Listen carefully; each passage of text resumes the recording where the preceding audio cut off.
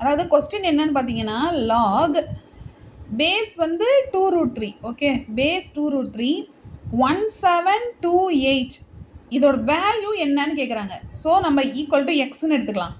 இப்போது நம்மளுக்கு properties of logarithm படி என்ன தெரியும்னா லாக் பேஸ் ஏ இங்கே எக்ஸ்ன்னு வச்சுக்கோங்க ஈக்குவல் டு ஒய்னா a power y equal to எக்ஸ்ன்னு எழுதலாம். ஓகேவா? இந்த ப்ராப்பர்ட்டி யூஸ் பண்ண போகிறோம்.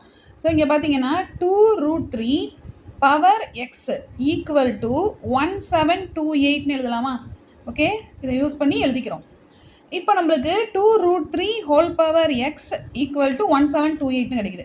1728 நீங்கள் நம்மளுக்கு 2 வந்து 6 டைம்ஸ் கிடைக்குது, 3 வந்து 3 டைம்ஸ் கிடைக்குது. ஓகேவா? அப்போது 2 ஹோல் பவர் 6ம் 3 ஹோல் பவர் 3ன்னு கிடைக்குது இல்லையா? ஆனால் 6ன்னு மாற்றி எழுதிக்கணும். எப்படி மாற்றி எழுதுறது? இப்போ க்ளூ பாருங்கள், இதுலேயே இருக்குது. 2√3ன்னு இருக்கா, 2 எழுதிட்டோம். இங்கே √3 ஹோல் பவர் √3 ஹோல் பவர் 6ன்னு எழுதலாமா?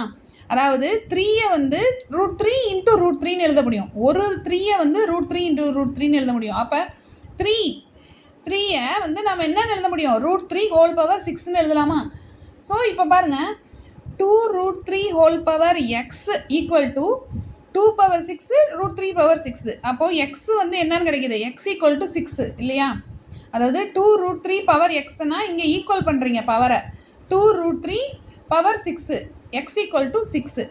ஸோ இங்கே லாகிரதம் கண்டுபிடிக்க சொன்னாங்க இல்லையா? இதோட ஆன்சர் வந்து 6. தேங்க்யூ.